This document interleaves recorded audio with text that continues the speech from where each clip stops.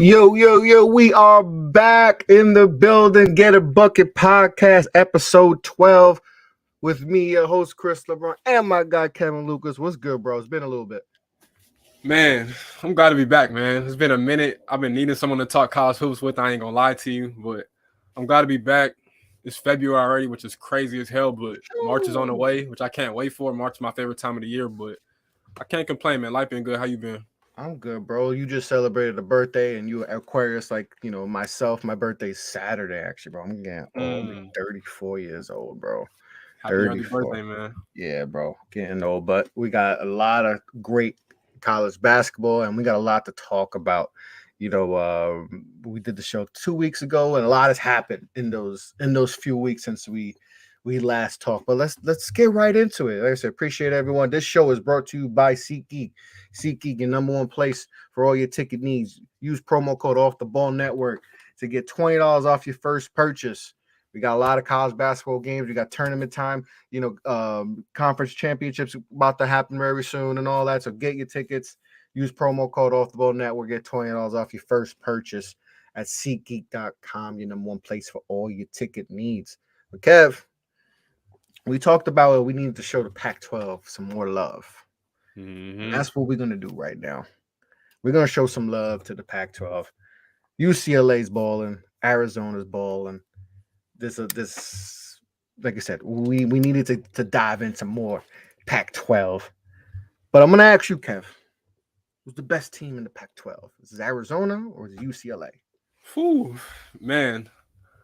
I'm not going to lie. I want to say Arizona, but I trust in UCLA more because it's funny. They kind of contrast in styles. Like Arizona loves to play through their bigs between Tubelis and Umar Ballo. And then UCLA loves to run through their guard/forwards in Tiger Campbell, Jalen Clark, and Jaime Jaquez. And the reason I trust UCLA more, though, is just because their defense is real. And I always trust teams that can play defense except Tennessee. But that defense is real. And, like, they lost in Tucson. I think it was, like, last week, 2 weeks ago, maybe. I think they lost by, like, 6. They play again at the end, literally the last game of the Pac-12 conference schedule. So, in Westwood, of course. But I just trust them because even though their offense isn't that good, you have one of the most steady point guards in Tiger Campbell. Mick Cronin, we all know, is a hell of a coach. Jaime Jaquez is going to get the job done. David Singleton can knock down shots. Amari Bailey missed a couple games with an injury, but you can kind of tell that he's starting to slowly but surely figure out his spots where he can score from. Adem Bone is only going to get better each and every single game. Like, to me, I don't think we've seen the best version of this UCLA team just yet. I think we've seen the best version of Arizona. And I hate to say that because I do like them again, but they have some real defensive issues. UCLA, their issues are all offensive. You can control your defense. I've said this before. You can control your defense way more than your offense. And that's why I trust in UCLA, especially because a good, couple guys from their squad right now have been to the Final Four before. They've been in those big-time games. So I'm going to go UCLA, man. Me personally, I trust that defense too much. I think Mick Cronin, more than most coaches, is built for March time. And I think why people are so high on them is because they have that veteran leadership too.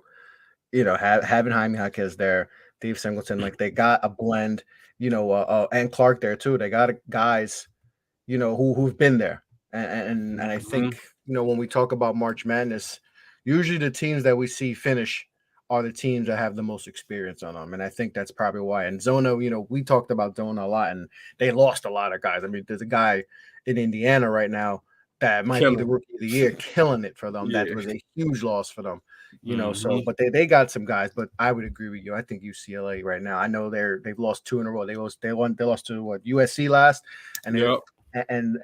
but I just think experience overall will prevail for them, and I have them little ahead of Arizona, but Arizona is a good team too, and all that. Is there any other teams in the Pac-12 that we should be talking about more?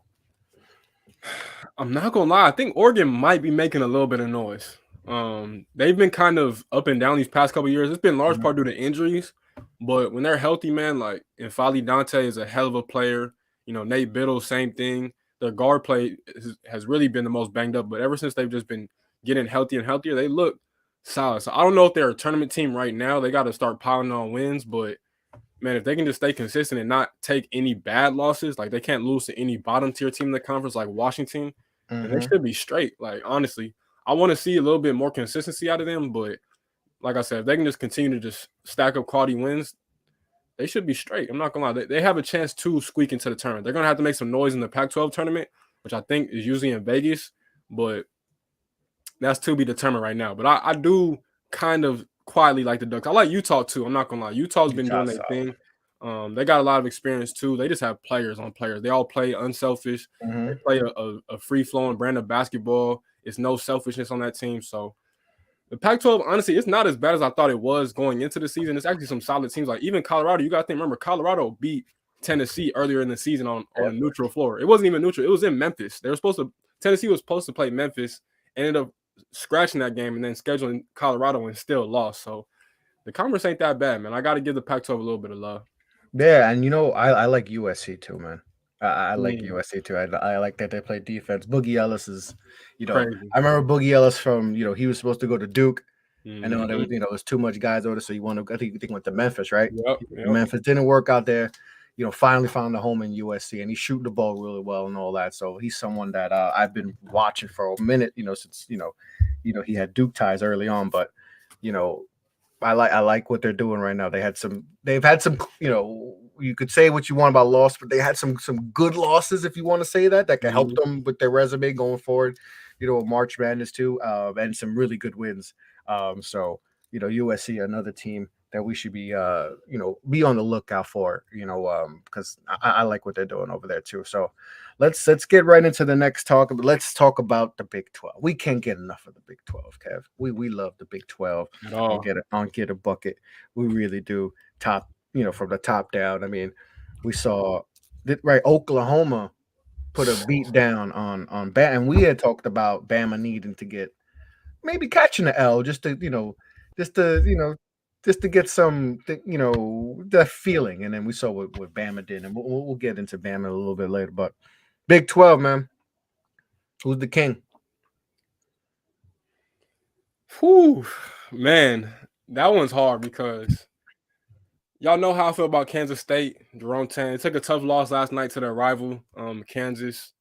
I think Baylor probably has the highest upside to me because I don't think we've seen the best out of them. Like their defense has been whatever, but I don't think we've seen those three guards all play well at the same time between Keontae George, LJ Cryer, and Adam Flagler.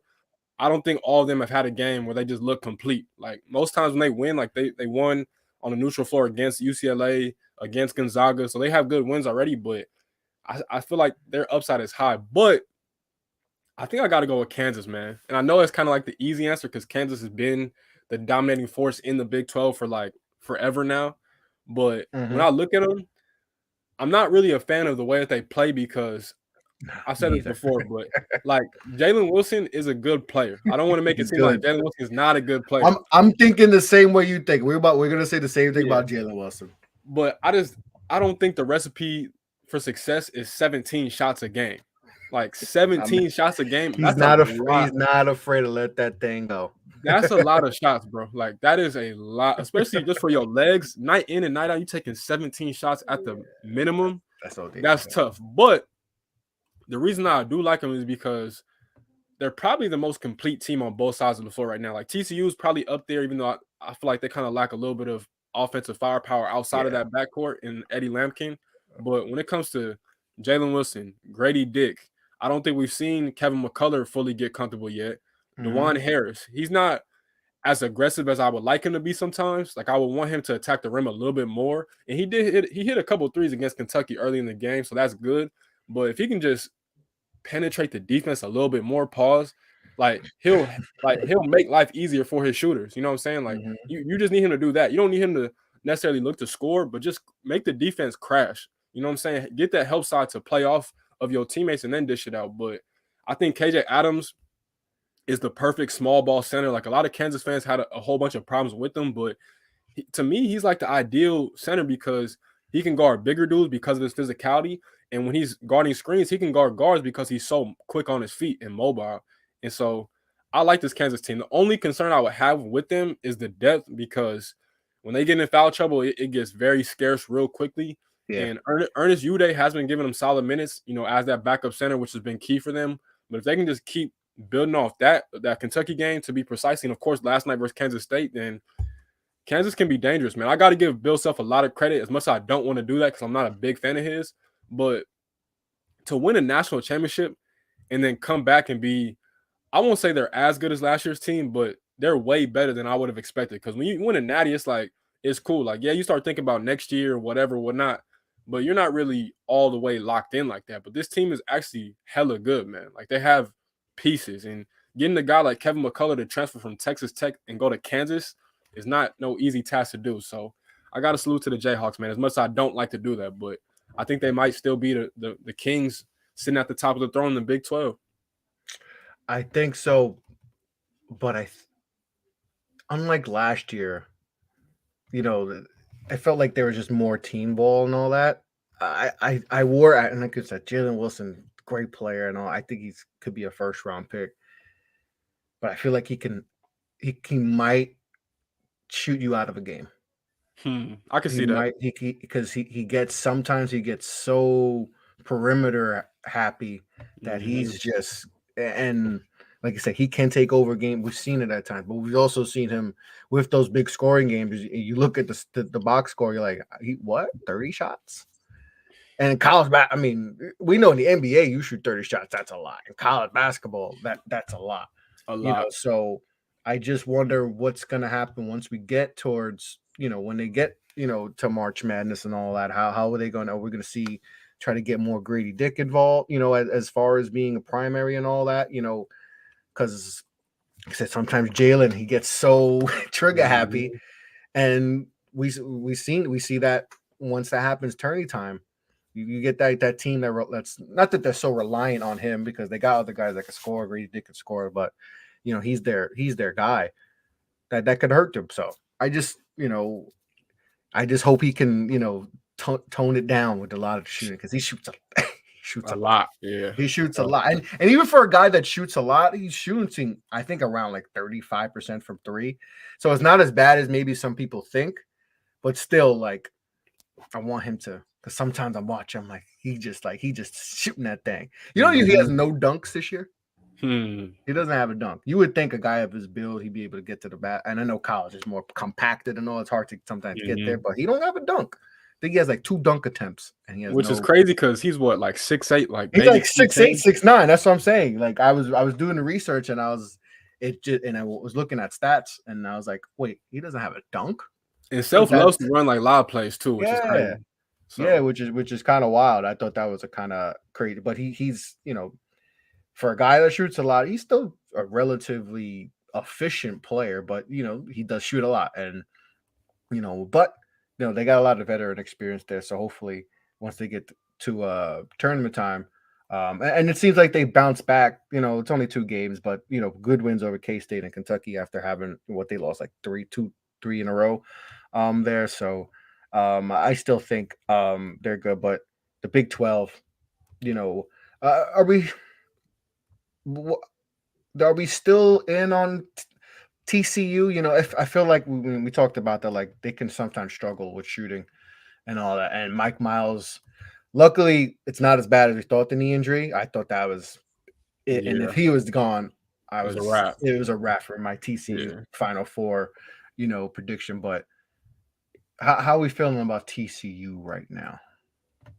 Man, I like the Horned Frogs, honestly. Like you said, prayers for Mike Miles. Hopefully it's a speedy recovery. Hopefully he doesn't miss too many games. I know they played West Virginia last night and they won.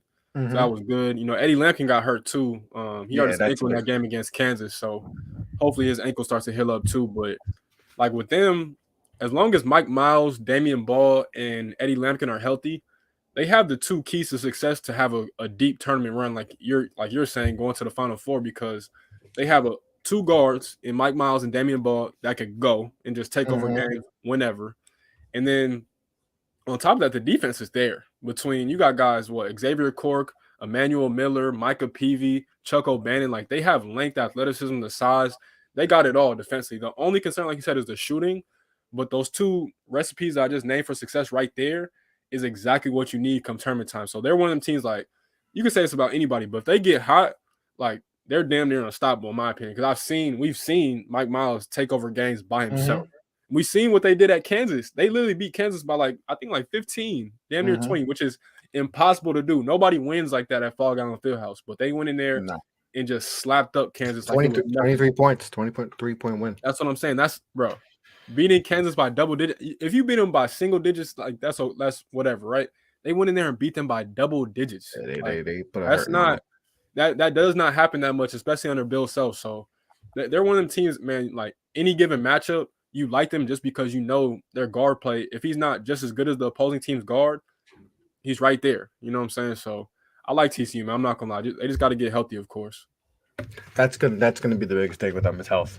And I know they don't shoot the 3-ball well. I mean, they're bottom. They're with like schools that we don't even know about, Kev, like as far as 3-point shooting. And when we talked about that, like that couldn't be something that could hurt them, come turning time, because we see, teams that can't shoot and they go play a team that can, but they can defend, and they do got a guy that could take over. But it's health, because if Mike Miles isn't hurt, if he's not healthy, Lampkin's not healthy, it could be tough for them. It could be tough for them. But we'll see what happens. Hopefully Mike Miles is back. They get healthy and they're ready to go in the Big 12. The Big 12's fine. I mean, we just saw Oklahoma just absolutely mollywop Alabama. Bam! They put a hurting on Bama. That was a good win. I mean, they took a beat down to TCU just a few games ago. So, the Big 12. I mean, any day you could lose to anyone in the Big 12. It's just that deep. It really is one of the more fun conferences, in the country. It's just top to down. It's just like, hey, it's no easy game whenever you playing Big 12. And I want to say that Texas should be the best team, because right now they're in first place, and you got to give Rodney Terry a whole bunch of credit for that, and the rest of that coaching staff. But my biggest thing with them is that they're honestly built like TCU, where they have good guard play. They honestly probably have more athleticism with Dylan Dessou, Christian Bishop, Dylan Mitchell, Timmy Allen. My biggest issue with them, though, is that they brought over Tyrese Hunter, who was the freshman of the year last year in the Big 12 at Iowa State, led them to a Sweet 16. He's not been good. Had 7 threes in that game versus LSU in the NCAA tournament, and they brought him over here, and he's just like a feature guy, or not even a feature guy. He's like a whatever. He's exactly, and I'm just like, I understand Marcus Carr deserves all the shots he's been getting, but if we're being honest, Tyrese Hunter is more of a pure point guard than Marcus Carr. And I like Sir Jabari Rice, who's been nice for them coming over from New Mexico State, but my biggest thing, bro, if they just put the ball in Tyrese Hunter's hands, he makes life easier for everybody else, including Marcus Carr, and that way Marcus Carr doesn't have to have the responsibility of not only being the point guard, but also being the number one scoring option. And I just feel like, bro, that's such an easy change for it, because when I watched the game, they played Baylor a few nights ago, I think Monday, and Fran Fraschilla was on the broadcast talking about Tyrese Hunter's been one of the biggest letdowns in the conference. I'm like, obviously he's not playing in the right position. Like, he's playing out of position. That's a dude who needs the ball in his hands. Like, he can play off the ball. He had that big game early in the season versus Gonzaga at home, but he's not one of them dudes where you can just say, oh, spot up, catch these shots and hit. No, you got to give him the ball and let him operate and find other dudes, and then he can score at a high level too. So I hate to see it, because he was such a player that I was high on coming into the season, and really, like, nobody even talks about his draft stock anymore, which is sad. But it's that's another thing too for him personally. His stock has definitely plummeted. And you mentioned like getting the ball in his hand. You see early on some of his like advanced stats and all that, and you see what he was having a pretty good start to the season. Like, and you see with the ball in his hand, he was doing things. And then like probably like the last month and a half, I would say he has not been good. He has not been. He's shooting, I think, below 30% from three, below 40 from the field. Like, it's been rough for him. And this is someone that we regarded as maybe the best transfer in the country. Like, people were like, yeah, he's player of the year candidate, first round, maybe lottery pick type of talent. And now, like, people are mentioning him as one of the bigger disappointments of the season, maybe undrafted, as we're talking about right now.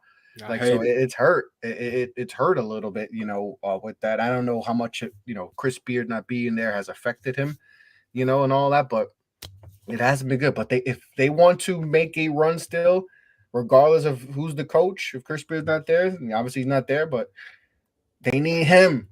They need him to get back to what he was in the beginning. Because if you just look at it, like when beginning of season he was playing, and like you said, and he had that I think it's K-State. He had like 30 or something. Like, so you saw a little bit of that, and then it went reverted back. They got to figure out how to get him back to that, because that's the player he is, and you got to get the ball in your best player's hands.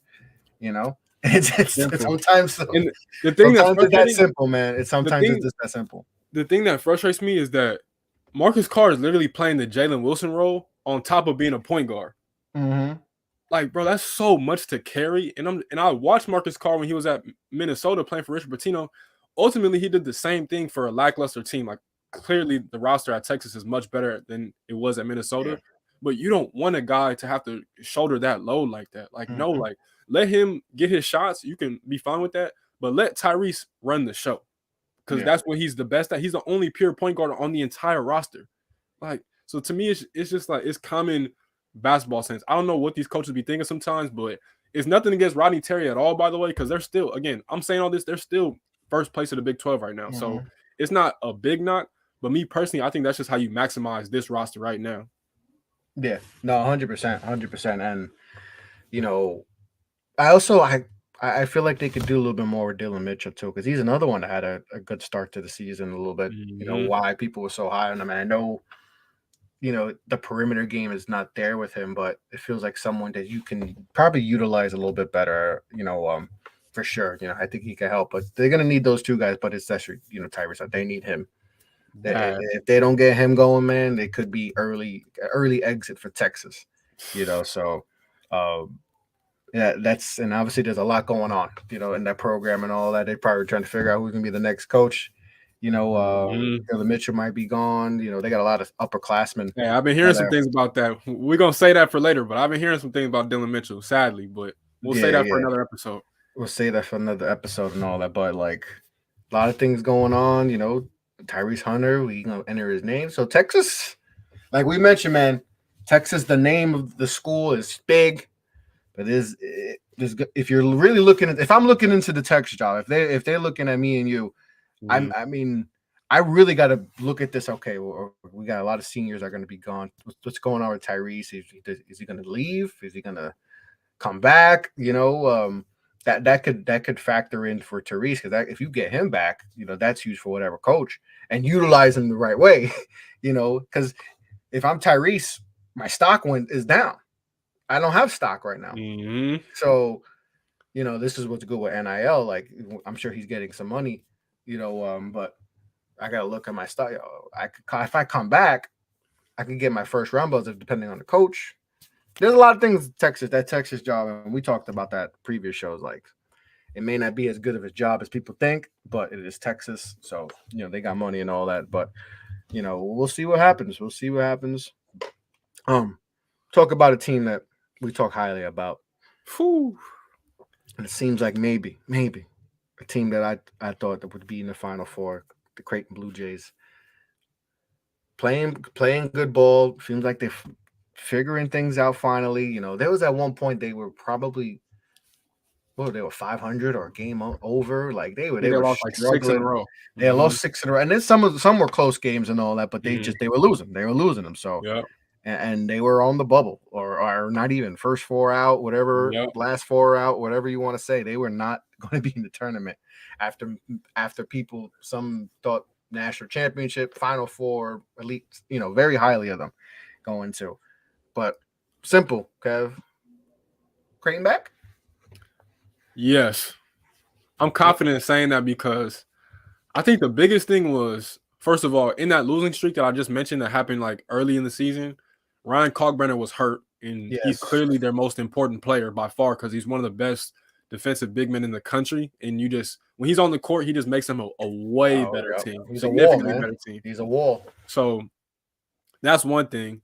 The second thing was that I really feel that they just had to cancel out the noise because if we're being honest, Greg McDermott has never had this much pressure on him to succeed with the team. He's had some good teams at Creighton, but he's never had a team that came into the year as a top 5 team in the country where everybody just thought, oh, you have multiple NBA players. This team is Final Four bust. he's never had those expectations. Usually, when they have an NBA player, they might have one or two, but this team has multiple. And Mm-hmm. when I was watching them earlier in the year, I had to take into account too. Like, we love Arthur Kaluma, right? But his game is heavily predicated on isolation basketball. Mm-hmm. And if you know Greg McDermott's style of basketball at Creighton, it's the complete opposite. They love that free flowing, get your shooters open, screens, big time lob plays. They have a lot in the bag. Like I always say, Greg McDermott, when it comes to X and O's, him, Matt Painter at Purdue, and Mike Young at Virginia Tech are probably the three best in the game, in my opinion. And they just had to cancel it out. Like I know Chad Alexander was hearing the noise that he's the best player.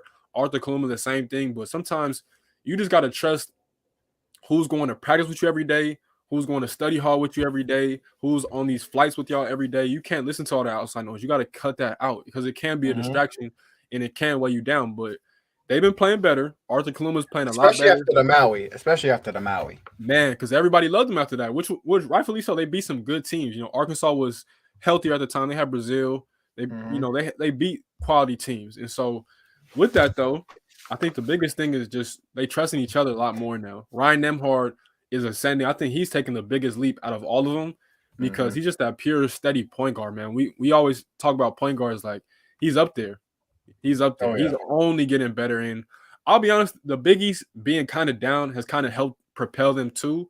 But I would say that Xavier is probably the best team right now, or Providence. You can go either way with that. I think they play tonight too, by the way. But you can go either way with them. But after that, it's like Marquette and Creighton and probably UConn. And outside of that, it just gets worse and worse from there. So I do think Creighton is back, man. And I'm happy for them because this team is good. The pieces are there. But they just they're one of the teams where they just had to figure out. And that's the good thing too, is that you don't want to peak in November, December. You want to peak in late February, early March. And so that's the good thing for Creighton. And I'm hoping that they can just stay on this hot streak and be the team that we all thought they would be going into the season. Yep. Yeah, and even with that losing streak, their worst loss, they lost to Nebraska. Probably shouldn't have lost that, but that was their worst loss. Lost by 10. In-state rival. Yeah, and so that's going to be tough and all that. But a lot of their losses are close games. Close losses, and what I liked, especially then their win over Xavier, was they played the way that we thought they were going to play. Everyone did their part. Everyone, I think everyone had 10 over double-digit points and all that. Everyone contributed, and that's why we love them, because of the balance. Because 1 through 5, they got all guys that can score, can go, can get you a bucket and all that. So, and that's what we loved about them coming out of Maui. And we didn't see that. We saw too much inconsistent. We have Arthur Kaluma game, he drops 20, but Nembhard in the backcourt, Trey Alexander have a combined 15 points. Or we see the backcourt go off, but Arthur Kaluma's got a couple points and Carl Brenner's out, or who's the other guy thinking? Carl Brenner. And he's out or whatever. There was always something missing. Yeah. And that losing streak and all that. But now, in that game, like everyone contributed. Bayer Scheiman. So that's what I was thinking about. Bayer Scheiman. So like that's what I loved about that win over Xavier, is like, and they lost to him previously and they didn't do all that. But in this game, everyone did that. Now, I think the one thing they're going to definitely need is the bench. Yeah, for sure. They're going to need, because they got such a great start. I still think they have one of the better starting fives in the country, but the bench did get some, they went through their, they got to play a little bit more. So I think once they finally get things going, I think the bench will get more comfortable in their roles. They got that little taste of starting lineup. Now they can go, but they need that second unit to be strong for them in order, because if it happens again, Carl Brenner's out, or whoever's out, Bayer Scheiman, or they're struggling, they're going to need someone to at least, come in and be able to do that. And that's what was hurting them a lot. I felt like in those early season struggles where, we were like, oh, what's going on, man? They're too good. But, I feel like they're healthy, and then health. It's health, man. If they stay healthy, we know what they can do. But they could be wrong. That was a good win for Xavier too. Very good win. Needed it badly. Yeah, that was like, okay, we're here. Whatever happened early in the season, we can't explain that. Like I said, injuries and just guys just not together right now. But it seems like they're finally figuring things out. And they blew out. They beat St. John's by like 30, and they beat Butler by big, but everyone's beating Butler by. Sorry, Stu. They a little tough times at Butler right now. They feel like they get smacked. Seton Hall beat them down by like 30. Mhm. You know, Man, there are Louisville right now. I don't even know what Louisville's doing. Hopefully they're doing good over nothing there. crazy. Nothing Same crazy. thing. Same old, same old. Same old, man. That's wild. That could happen there. But we talked a bit about them a little bit before early in the show. But let's go to the SEC. We feel like Bama is the best team in the SEC right now. Brandon Miller, Player of the Year candidate, and that's something we'll talk about later in the show. Also, our Player of the Year candidates. But I think we can agree Bama's the best team in the SEC, right? I think we on Yeah, that. easily. So who's number 2? Is it Kentucky? Is it Tennessee? Is it someone we're not Man. even thinking about right now? That's such a tough question because y'all know me, man. I just can, for whatever it is, I cannot buy into Rick Barnes in Tennessee. Every time they always get the media's attention, they always get hyped up, and then they just let people down every single year. And it's the same thing. Their defense is always elite. They always play great at home, but it never travels to the road or a neutral court site. Like, yeah, they won the SEC tournament last year. Shout out to them. Kennedy Chandler was amazing, but they don't have Kenny Chandler no more. And they have pieces. The Kai Ziegler's good. I still have a lot of faith in Julian Phillips. Santiago Vescovi, solid. Olivier Kamwa, good. Plazic is a big tree down there in the paint. Say how you really feel about Vescovi, man. Say how you really feel about Vescovi. I'll be honest. My thing is that, and look, I got to preface by saying, y'all probably think I'm a hater at this point. I'm not a hater, dog. I just feel like either the media gasses up some of these players or coaches put these players in the wrong position. And I think that's the case. The latter with Vescovi is that he's good, but you'd rather him play as a knockdown shooter than be the number 1 scoring option on a team that's potentially looked at to make a Final Four. He's too slow. Like, if I'm just being honest, he's too slow on his feet. He's one of the players where if I'm a coach, I'm saying, if I'm doing the scouting report, I'm saying close out hard. And once you've made him put the ball on the floor, you've done your job. Because you want him to dribble, because he's not going to blow past you. He's going to use it to get past you. He has to use his pump fake. He got to use a jab steps. He got an old school game. Yeah, he's got to create too much to try to get past you. Exactly. So that's my thing. Is I don't offensive. I don't trust him. Julian Phillips is clearly the best offensive option on the team. To me, going this season, he was looked at as a lottery pick. He was a top 10 pick. They don't even give him the ball. He don't even get touches like that. And I'm just it blows my mind because it's like Rick Barnes keeps getting these big time talents. And every single one of them that's gone there, their stock has dropped. Whether it was Jaden Springer, Kenny Chandler, Brandon Huntley, second round picks, and parents still send their kids to play for him, which is crazy. I still don't. I'm still mad at he couldn't win that championship with freaking Kevin Durant. But with Kate, I don't even think did they even make the Elite Eight with Kevin Durant. I don't even think they did. I think they made like the Sweet 16. No, the man was averaging like 30 a game, and they couldn't. And they did that DJ Augustine too. Like, come on, bro. Like, what else I got to say? You just said it there perfectly for me. So I can't. Kevin Durant, man. Nah, if Jim Boeheim could win a national championship with Carmelo Anthony, KD, we should have. I thought they were going to win a national. I'm like, KD's going to have a Carmelo run, but Rick Barnes. Oh, you can. That's right. That like we get so hyped on the teams, but then we forget like the coach, and like there's so much emphasis on coaching in college, and on football and basketball. But it's like, do you trust the coach? There's only so many coaches that you can, and I always say like this with like with your guy, with your coach, Izzo, yeah, with Coach Izzo. I'm like, if he had Kevin Durant, I think he's a national. I think he probably got 3 rings. He obviously won one with team. He won he hasn't won one with a true like. He's had guys go on to like Draymond's is obviously, but Draymond wasn't what he was at Michigan State. Then he is obviously in Golden State and all that. He hasn't, he had Jaren Jackson. But Jaren Jackson's not someone that can, he had like a Kevin Durant. I'm pretty sure he probably has a national champion. If he was recruiting those type of players, like he's probably got a couple of more national championships. But he recruits this type of players and all that. And like, but if he was able to, he had Amani Bates, and I wonder. He's still in Michigan. I think that may be a mistake. That's a mistake. Or I'm sure if I'm his camp, I'm like, damn, should have went to Izzo. Should have went to Izzo. Got developed. Yeah, you would have got developed right and all that, and he would have put you on the right track. because he has a good track record and all. But I don't know, Rick Barnes. Go back to Rick Barnes and all that, It's really because just simple, I man. think that is a big thing. I think Yeah. that matters. Like who's coaching, like regardless of, like I said, Tennessee's had an abundance of talent, especially of late. But same story every year with a Rick Barnes team. And if I'm being honest, Josiah Jordan James is still on the roster. He was a 5-star recruit coming out of high school. He literally has not gotten significantly better since he's been there. Like, nah, he's been the same. I feel like from your freshman year to your sophomore year is when you're supposed to take the biggest leap, because you played in big time games. You know what it takes now. And then junior year and senior year, you should get better and better piece by piece, summer by summer. He's still the same exact player. Nothing about his game has changed. His jumper is still okay. Defensively, he's always been nice, but he has no real offensive package. And so when I look at that, I'll never understand how people trust Tennessee. So I'm canceling out Tennessee. Kentucky, I want to believe in Kentucky because they show signs of life. Like, even though they lost to Kansas this past weekend, they still look like a team that can make a run come March time. Oscar Tshiebwe, we know what he is. Casey Moss, we know what he is. Antonio Reeves has been playing phenomenal as of late. The biggest issue is CJ Frederick. CJ Frederick was a highly touted shooter coming on from Iowa a couple years ago. Came over. I think he had plantar fascia last year, missed the entire season. Now he's back.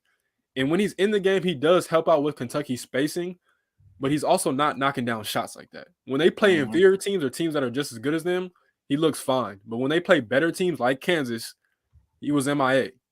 And that's a problem. So I just can't put my full trust in him. Honestly, this is probably going to shock you a little bit because I kind of did want to say Texas A&M, but I'm going to still go with Arkansas, man.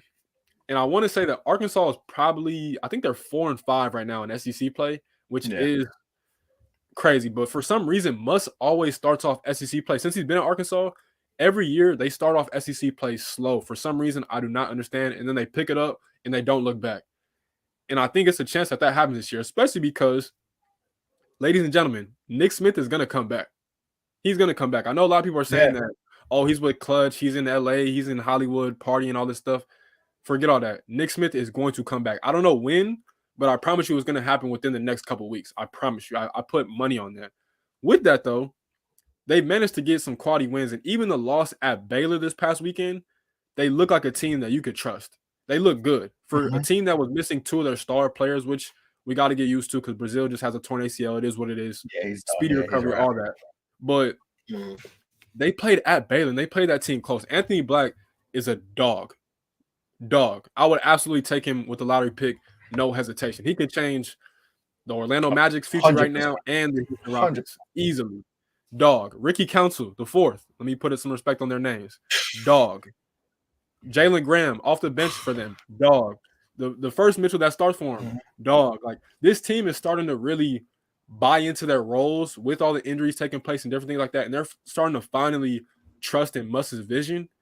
And I'm seeing it. I'm seeing it on the court. They look like a team that can make some noise. And when you have those type of athletes, I didn't even mention Jordan Walsh is starting to play better too. If they can get a little bit more out of him. Monte Davis too, like he stepped up big time. That's scoring. The key right there. I've been saying too to people, Devo Davis was going to be the most important player on this team because on a team that's full of transfers and freshmen, you need the dude that have been there, done that at a high level and that know exactly what Muss is asking out of his players, because at the end of the day, the coach can preach all he wants to his players, but no one's going to understand the players like other players. And Devo Davis, he's one of the reasons I love college basketball, because he's been around. He's from the state. He knows what it takes. He was in the Elite Eight with them last year when they beat Gonzaga, and they lost to Duke, to your Blue Devils. But he's the key. And I'm starting to see everybody just slowly but surely get better. And so I'm saying Arkansas is going to be the second best team in the SEC, man. And honestly, no, I'm not going to go that far. But I'll say that Arkansas, to me, is the second best team in the SEC after Alabama. Second best team. And like I said, with Davis, like he's played, really good. And they're going to need him to continue to play that. He's been good pretty much since the turn of the new year, and stepped up big time with no Nick Smith there. And if they can get Nick Smith back, he comes back, that changes the whole outlook of the SEC. Yeah, because we still got Anthony Backsit. Walsh is playing better. Ricky Council is playing out of his mind. Out of his mind, man. He may have the biggest leap as far as stock, and because I didn't see him much on people's radar. I've heard a little about him, because he's athletic and all that. But we will hear about the athletic guy if they can learn how to shoot and all that. You figure out his stock is. I mean, I'm hearing back in the lottery like his stock is shot up, So, but this Arkansas team, if they get Nick Smith back, they got some guys. I know they struggle from out the perimeter shooting. They're another team that's in the 300s in perimeter shooting. But if you got a bunch of guys who can play make and take guys off the dribble, that could kind of make up for lack of shooting. Guys that could create. It's to me, what teams find, I see a lot of teams trouble is when they don't have enough shot creators, and you add that with no 3-point shooting. That to me is a recipe for disaster. But they seem like they got, especially to get Nick Smith back, they have a couple guys who can create their own shot, so that can make up for the bad not having good 3-point shooting. So Arkansas, a team that a piece away. They get Nick Smith back because we heard earlier that he was going to be done for the season with the knee, but I've heard too that we might see him back, very soon. So they get him back. That changes the whole dynamic of that Arkansas team, and maybe we're talking about them being the best team over Bama and all that. And also. Going to be interesting to see what happens when if Nick Smith comes back and how that dynamic, changes for them. But let's get into our Duke Michigan State segment. We talk about our Duke Blue Devils, and then we're going to talk about some guys we feel like are the running for Player of the Year, and if it's Zach Edey and everyone else, which it might be. He's just been that good so far. But let's talk about Michigan State. How we feeling about them so far? Oh man, so we've lost some tough ones. We lost to Purdue twice. We should have beat them at home. Yes. I don't know how we let that game go, but it is what it is. We played them tough. Of course, we lost at Illinois. And we had talked about that last time. There's sometimes you just know that guy is just too big. There's nothing you can do about that. Especially against us like that. I'll say this because I haven't really talked about our cons on this show about our team, my team, shall I say. Defensively, we're solid, but because we're so small, we just aren't a good rebounding team right now. Like we have to learn that. I always say this, regardless of how much size you have, rebounding is a team effort. Rebound is not one man's job. It's never been like that. I know when you think of a team that has a rebounding problem, it automatically fingers get pointed towards the big man. But no, all 5 dudes on the floor have to be able to go get a rebound before you take off in transition, because you can't go anywhere unless you have the ball secured. So there's that.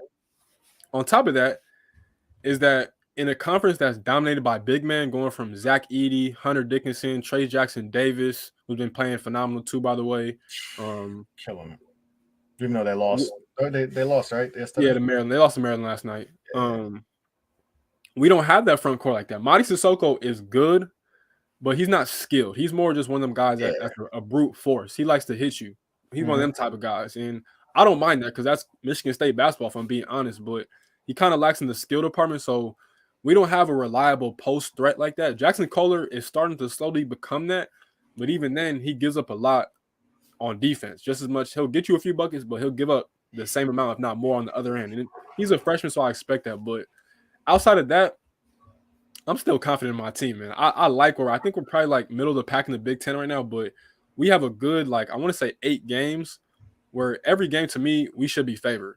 And I'm honestly saying that we should go 6-2. If we're a good team, if we're the team that I expect us to be, then we should go 6-2 in this draft. I think we play like Maryland, Ohio State. We play Rutgers this weekend at the Garden. That should be a good game. But that's the toughest team we play in this next 8 games is Rutgers. So we got to handle business. And so I like my team. I have no complaints. We just got to trust the process, stay the course. And AJ Hogarth was his body language was kind of bad the past couple of games, but I think that's just like a little slump. He should get it together, so I'm not too worried about him. But all in all, man, I'm happy about my team. Malik Hall's back. Last time we did this, I thought his season was probably over with. He's back, and he looks healthy too. So I think my team is in a good place right now, man. I have no complaints for real.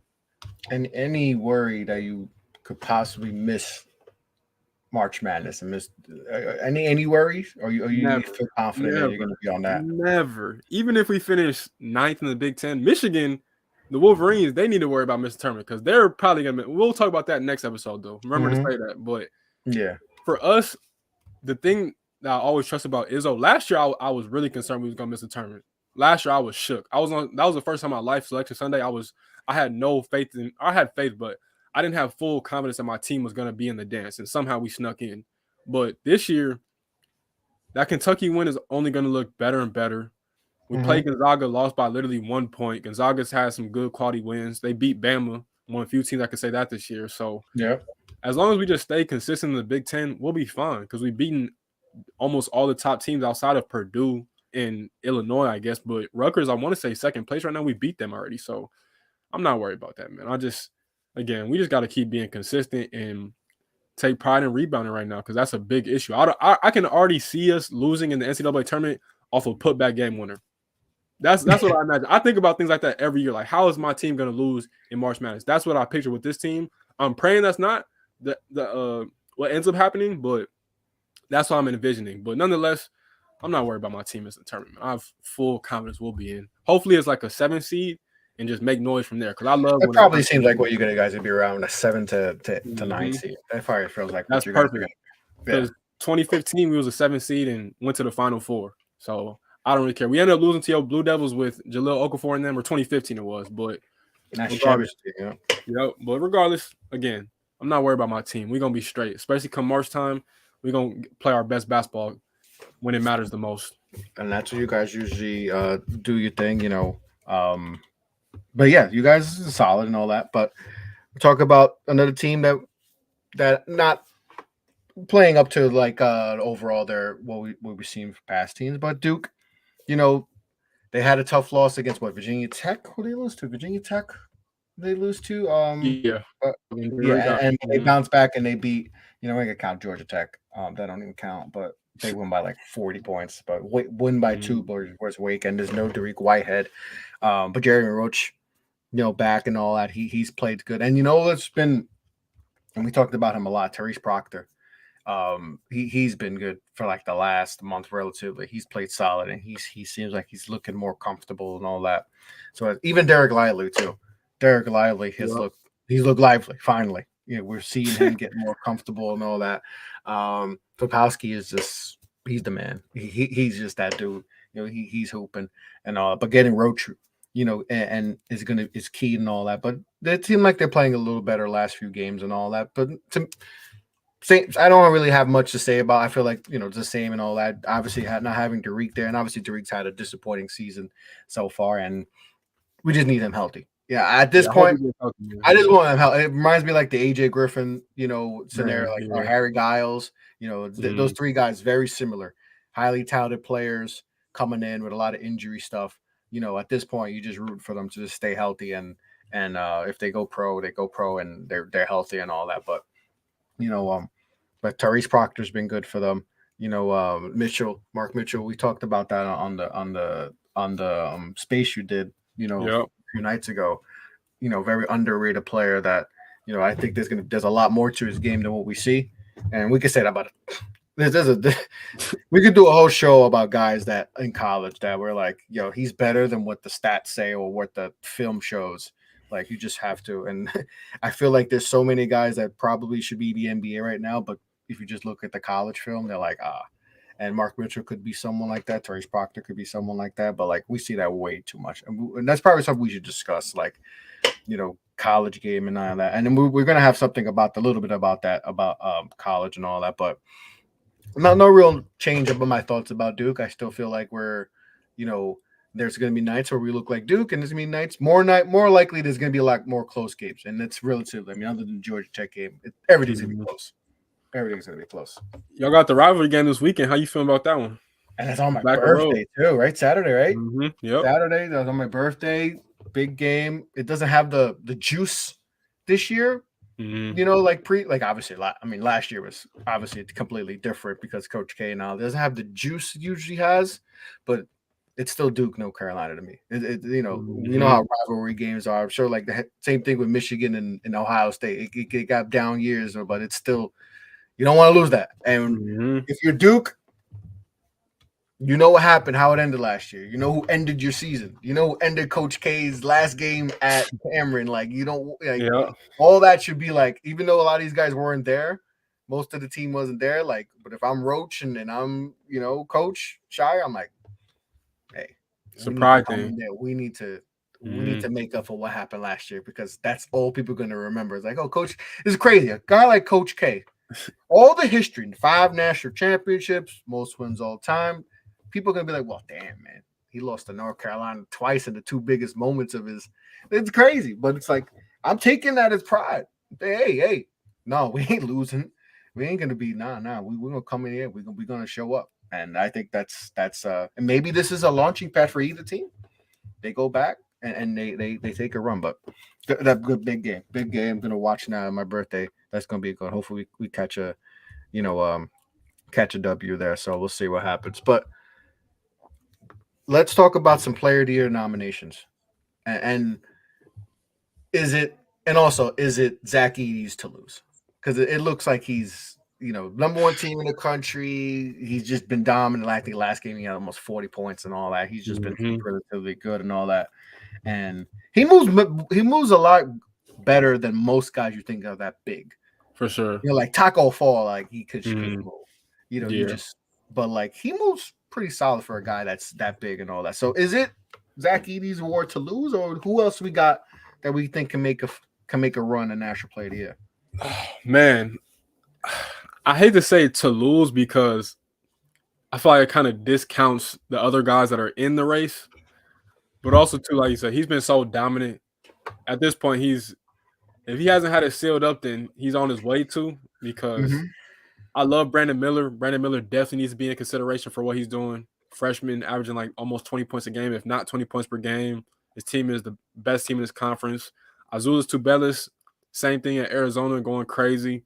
Um, Dominant in the post with that lefty, just so skilled, crafty, plays like a pro, plays like a dude that's been in the NBA or played in high level overseas games. But it's Edie, man. I can't lie. And I don't want to say that because y'all know I'm a Michigan State fan. Purdue's pretty much Mm-hmm. our rival in the Big Ten. So I do got to give him his credit, though. Like you said, he's big, but he's also skilled. His touch isn't the greatest. I'm not going to lie, but he makes it work. Like, I understand why it's not the greatest because he turns around, he's looking at the rim eye to eye. If You not, don't he's looking down at it. you don't So even have to. He probably hasn't worked on skill because he's just like I'm literally at length with the rim. I could just exactly. So and you got to give him credit too because the one knock I had on him was that when he would get double teamed, he would throw like terrible passes and the defense would be able to rotate quickly. But he's been dropping dimes recently. He and that's has. important for a big because Mhm. to me, in my opinion, if you're a big and you post up and you cannot pass, that is a wasted possession because it takes too Yep. long for the play to develop. You're taking your time, you're getting the ball. All right, that's a second or two. Now you got to work on your post. You have to be able to. If you don't see the double team and you don't know how to pass out of it, it's a wasted possession and you're not going to get enough. And that's why you see a lot of post possessions with bigs, even in the NBA, because it's just like if you can't pass out of it, then Wasting time. we're just wasting time. It's one. They Mhm. even say it's one of the worst possessions now. It's not like that was back in the day, especially with the shooting and all that. Like you can't pass out of if you're big, you cannot pass. It's very hard for you to stay on the floor. Another name that's probably a little bit under the radar is that boy up in Providence, man. Bryce Hopkins has That's hoop, been hooping, hooping. hooping, and obviously, like I said, I think it probably more than likely is East to lose. But I just had to show him some love because he's been amazing. Like Kentucky, I ain't gonna lie, y'all damn sure could use him this year. I don't know why y'all let that go. I do know why, but still, like Bryce Hopkins is balling, man. Shout out to Ed Cooley too, because that Providence team is really, really good, Mm-hmm. especially after they just won the Big East last year. But he's more of a dark horse candidate, but I just had to put him in there because he's been doing his thing at a high level. Oh yeah, for sure. And obviously you got like Trace Jackson Davis is in Mm-hmm. there. He's having a pretty good season, but I feel like it's probably Zach Eady's. You know how they love centers, and they feels like they Man, always win the award. man. Those big centers, the Windows Award. So it probably is going to be him. A lot of like we'll see some Big Ten guys. Chris Murray could be in there and all that. So Brandon Miller, but some of these fresh, Brandon Miller should definitely be in there, but it probably is Zach Edey's. He probably is going to win the award, but one loss, definitely they're gonna win the Big Ten most likely. So Mm-hmm. By a that few helps games. him out. That helps him out. He'll probably be there.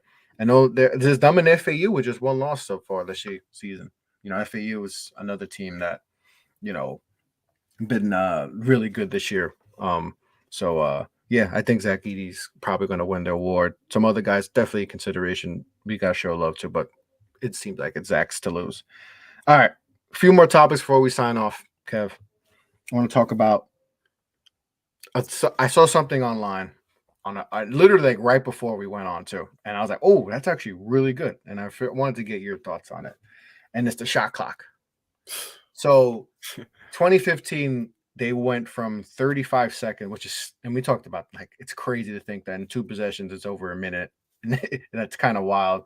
Crazy. That you could have that, and like people wonder why scores are so so low and all that. I have people ask me that don't watch. They're like, "Why is the score like 45 or 55 to?" I was like, "Oh man," but it's basketball. Like, why is it? And in the NBA, it's. I was like, just it's hard to explain. It's hard to explain. It's a whole. It's basketball, but yet it's a whole different type of how it's played. But they went from 35 to 30 in 2015. So 8 years, it's been 30. And we still see kind of, it's the same score. We'll see some, 90-point games, but that's usually because of the level of competition we're seeing. Like we're going to see, like we saw Bama, Vanderbilt. The discrepancy of talent is big.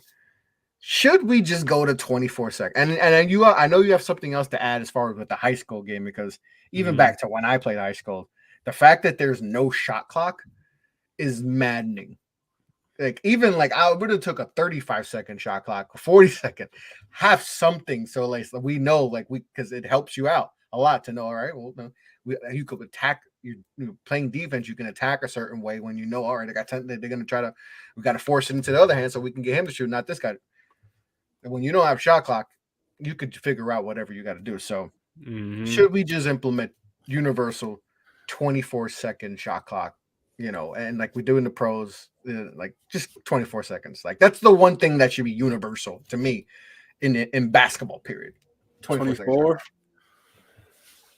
I'm gonna say no, just because 99% of college basketball players are not NBA players. As you know, I'm not breaking news. And NBA players are meant to play at that pace. They're used to playing at that pace. The reason that they're so good is because they don't even need a shot clock like that. It takes them 3 dribbles max to get what they want to do, and whatever. They're on to the next play. Exactly. Yeah. That's the only reason I would say no, is because of that. But I'm glad that they did bring it down from 35 to 30, because 35 was just way too much time. That's absurd. I don't know. I was telling you before we got on, I don't even know how I used to watch that as a kid.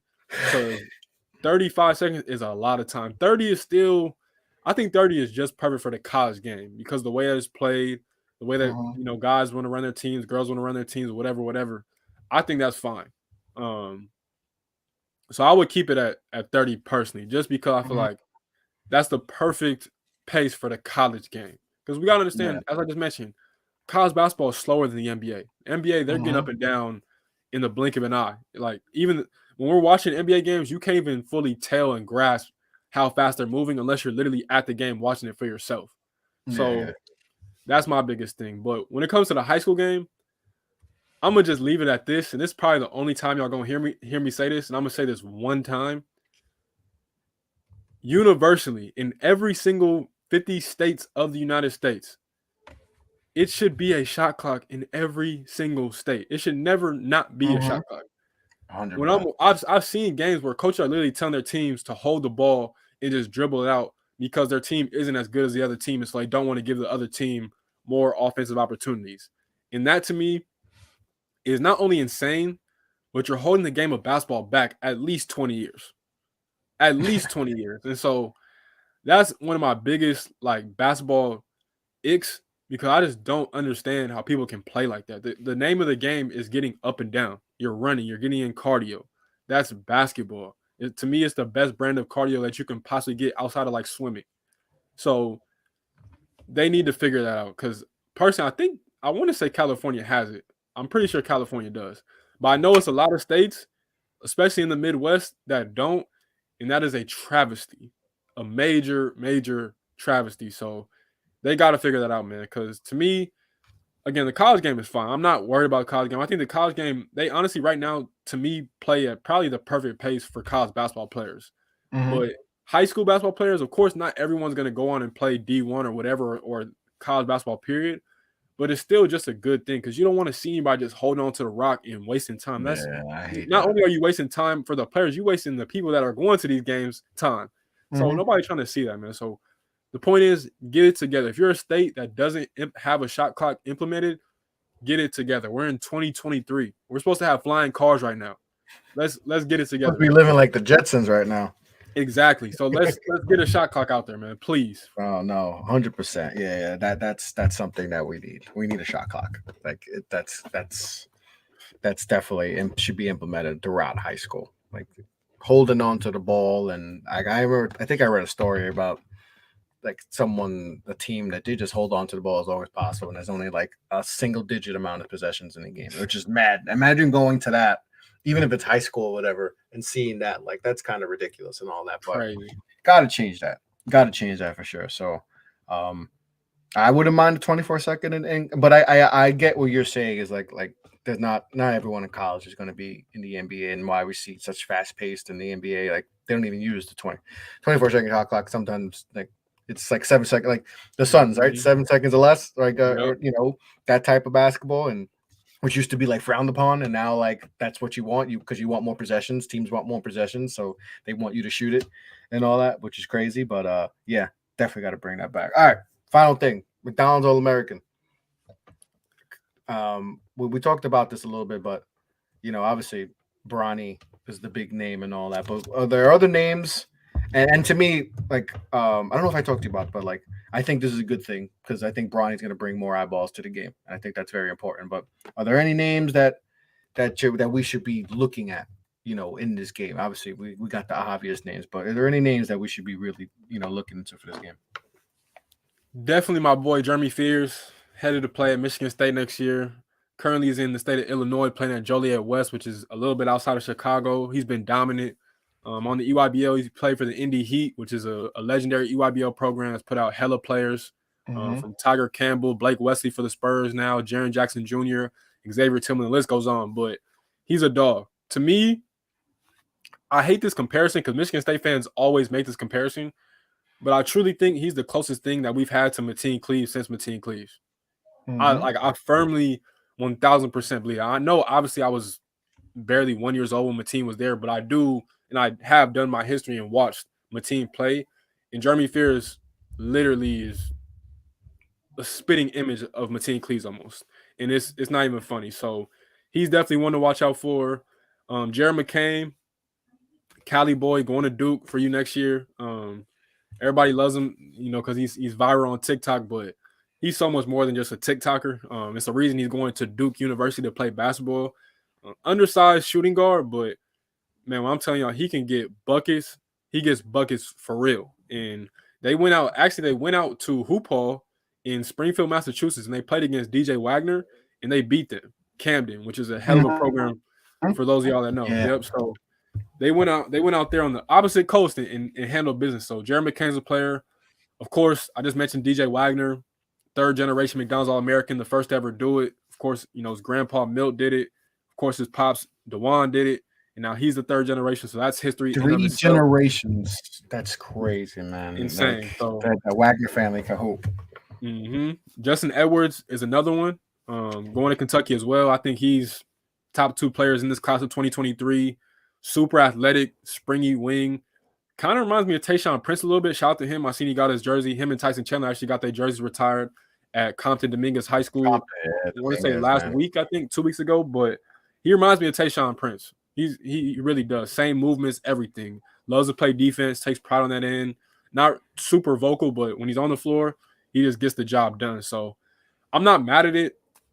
Every year when the McDonald's All-American list comes out, it's always people, just like when the All-Star teams come out, everybody's always talking about the snub. I was about to say, it's very similar. People get freaked out about it so much. And I'm just like, man, I understand it. It is a lot of politics that get involved. Trust me, I know, but for the most part, I do think they got it right. I'm going to be honest. The only snubs I would probably say is your boy Caleb Foster, who's out here going to Duke next year. He's a hell of a point guard. And then Wesley Yates, to me. Wesley Yates out of Texas, player, 6'5", shooting guard. He just lit up the EYBL this past offseason. He's from Beaumont, Texas, which is right outside of Houston. It's not the same, so I'm not going to call it Houston, but he's the goods. He's going to go play for Coach Hopkins next year at Washington in the Pac-12. Not a big fan of that decision personally, but I'm still wishing him the best regardless. And that dude, man, y'all sadly won't get a chance to see him in the McDonald's game, but you will see him next year in the Husky jersey, and he is the goods. Like he's a player. Y'all gonna have to watch out for him. So all in all, though, like I said, they got it right for the most part. I don't have too many complaints about it. Yeah, it just seems like the only complaint people have is Bronny.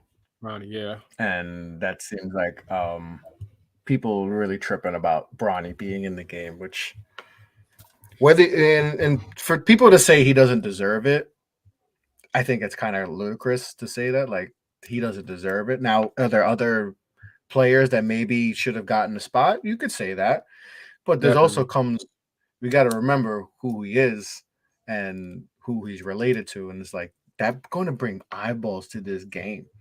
So if you didn't watch DJ Wagner, you know, if you're not into it, but you've heard about him and you want to watch, well, guess what? You're going to hear more about Brash or any of these guys. You're going to hear a lot more about these guys. So to me, people are tripping. Oh, he doesn't deserve it. He only's there because of his dad. Blah blah blah.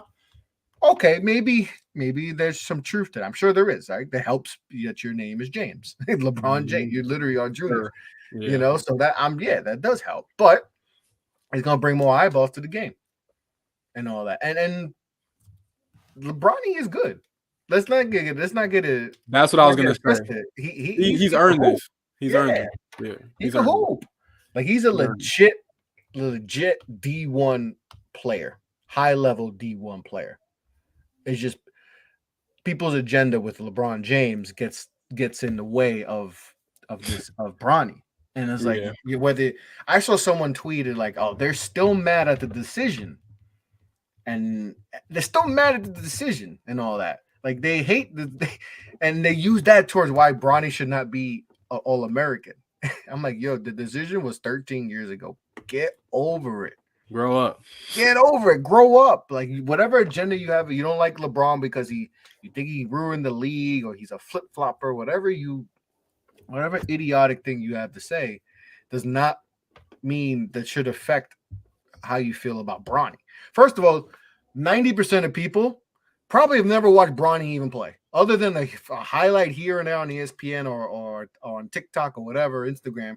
Mm-hmm. They probably never sat down and actually watched a Sierra Canyon game or any of his games on the circuit. I'm guaranteed everyone I've seen complain about it, I guarantee they have not watched a single game of Bronny.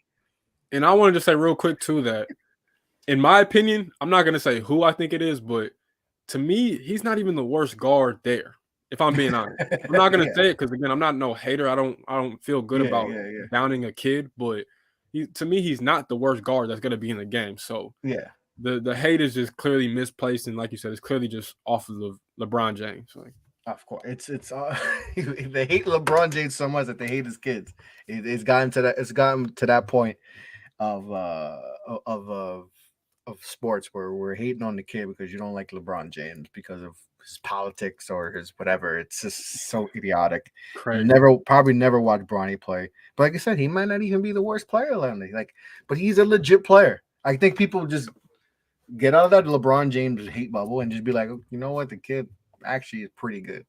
Now, do I think this guy should have made it? Yeah, but there's also some restrictions. Like you can't get OTE guys or G League guys or guys who are, there's some restrictions on guys. So maybe that factored in too, but he deserves it. And there's going to be more eyeballs on the game, which to me trumps everything.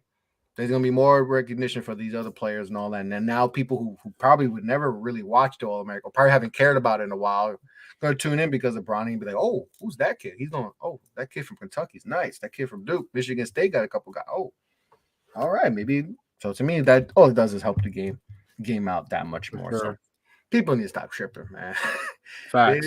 This kid he's a young kid. He don't bother no one. He don't say nothing crazy on the internet and all that. He just goes about his game and all that. And this is appreciated. But that's going to be interesting to see where he goes to. I know we talked about that. We still think it's Oregon. I still think it's Oregon that eventually goes there. But, never know Ohio State decides to do. But that concludes another episode of the Get a Bucket podcast, episode 12 in the books. Kev, appreciate you, my guy. Always, man. It's an honor and a privilege. As always, shout out to Off the Ball Network. Appreciate all y'all for tapping in wherever y'all at, man. I love doing this, and so thank you, man. For sure, for sure. And you can follow me, Chris LeBron, at Off the Ball Pod. My handle's right there. I don't know why I never had the handle out there, but now people can know that. Yeah, got it there. Follow me there. Follow the network, offtheballnetwork.com, OTB_network.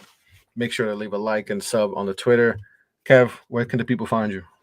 Man, on Twitter is at EasyMoneyKev7. Instagram is young_Simba_2100. You follow me, I'll follow back. I just be talking my hoop stuff and some real life stuff too, but it is what it is. And again, I appreciate y'all, man. No, appreciate you and all that. Make sure to follow Kev. Make sure to follow me. Make sure to follow the network. Make sure check out. I just be some randoms. Sometimes I just be posting random. Like it doesn't have nothing's in sequence. I just like, I think this guy's good. I just mad random off the cuff, but or I'll dive in, or I'll dip my toe into a Knicks space and then dive right back out because I get frustrated. I was in a Knicks space early and I was like, all right, too much, and I'm a Knicks fan. I was like, yo, yeah, bro, I know they had a poll out saying like the Heat fans. I don't know, which doesn't make any. Which that can't be true. Like no offense, but like you guys, there's not a big, Yeah. I mean, I'm sure you guys have every fan base has toxic fans, but I mean, Knicks fans trump anything. I'm sorry, that poll was wrong. What fans get mad? Nah, yeah, I've never been in the Knicks spaces. I haven't been in Miami Heat spaces. I'm sure they have some, but you've probably sneaked into a Knicks space and like, oh hell no, I'm gonna get the fuck out of here. Yeah, one time before had to end that streak. I do it. I'm a Knicks fan. I'm like, nah, sure. Let me get out of here, bro. I don't know what the hell's going on here. Y'all don't watch any other basketball other than I'd just be like, yo, y'all don't the Julius Randle hate, man. They be hating on my man. They've been waiting for his demise, bro. They're waiting for his demise. Like he had a bad game. It was against LeBron and company. They killed him, my man. Killing him, but that's for a whole nother show. But Kev, appreciate you. Appreciate everyone's tuned in to the show. Get a Buck podcast, episode 12 of the books. Be well, be safe. Take care.